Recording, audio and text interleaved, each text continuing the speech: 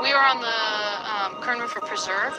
It's beautiful to walk on the preserve this time of year. The mornings are really cool.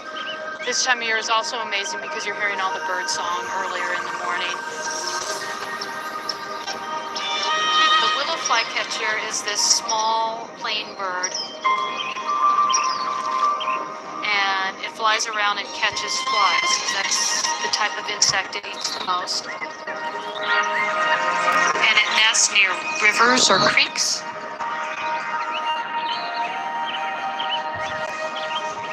Knowing their vocalizations is key to doing the research, because otherwise you'd rarely see them if you didn't. They say what the flycatchers do is Fitzview.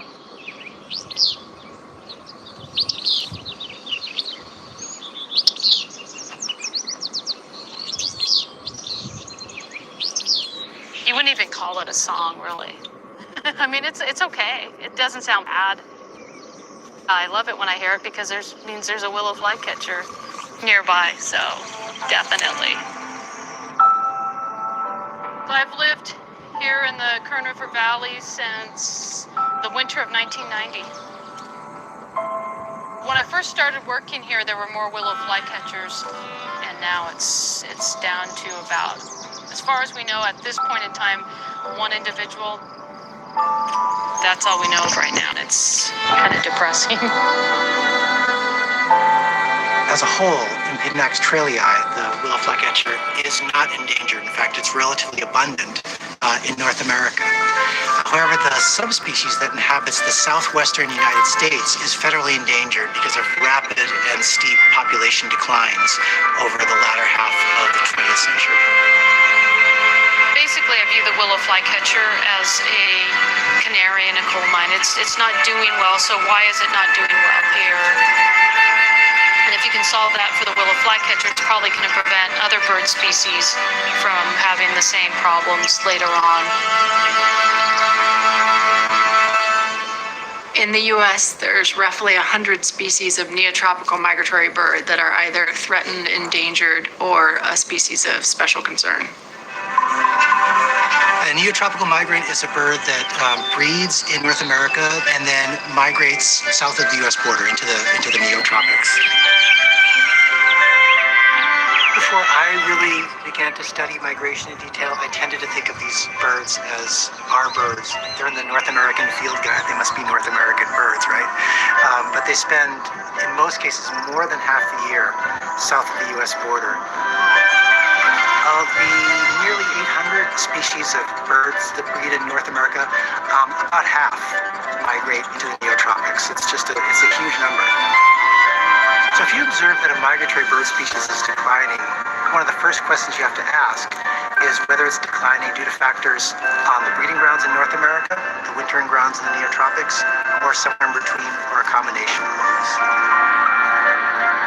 The main reason why it's hard to figure out why some of these species are in trouble is because they're only in our backyards for, say, 3 months of the year. And the rest of the time, we don't know where they're going, so we don't know what threats they're facing in those areas. In order to develop conservation strategies, we need to be able to identify how breeding and wintering populations are linked.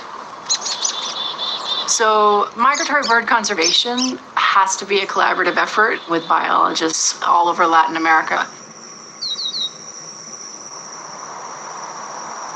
Sí, sacar pájaros de la red es una de mis cosas favoritas porque se puede tener mucha información con el pajarito ya en la mano.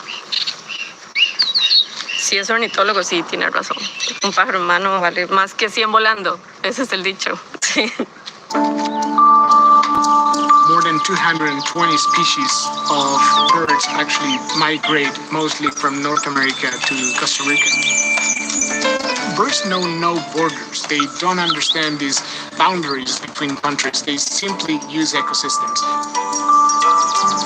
There are huge networks of people that do bird banding all over the Western Hemisphere.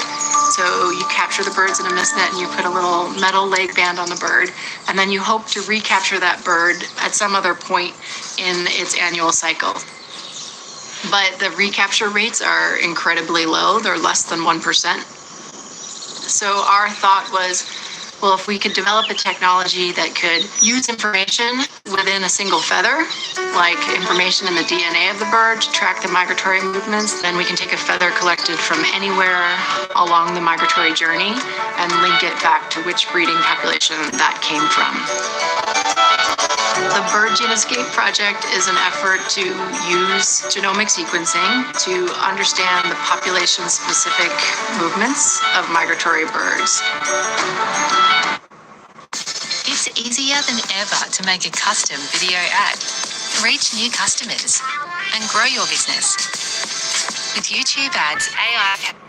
The original idea came from the co-director of the Bird Genoscape project, Tom Smith, who literally just decided about 20 years before the technology was actually available that we should be able to do this. In the early 90s, I naively thought that, well, if we just collect some feathers, we'll be able to get DNA out of feathers. And it took the Human Genome Project to really develop the tools to enable us to begin to link populations. So I live in Colorado.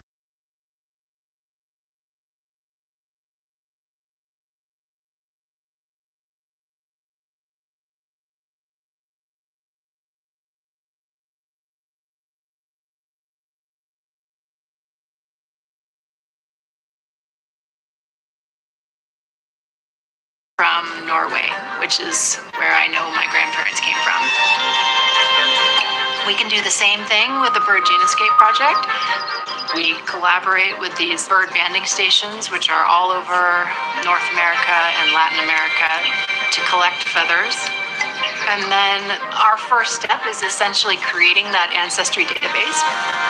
When we sequence the genome from birds all across the breeding range, we use that to build a map of how the different birds are related to one another and what the genetically unique populations are across the breeding range. And then we can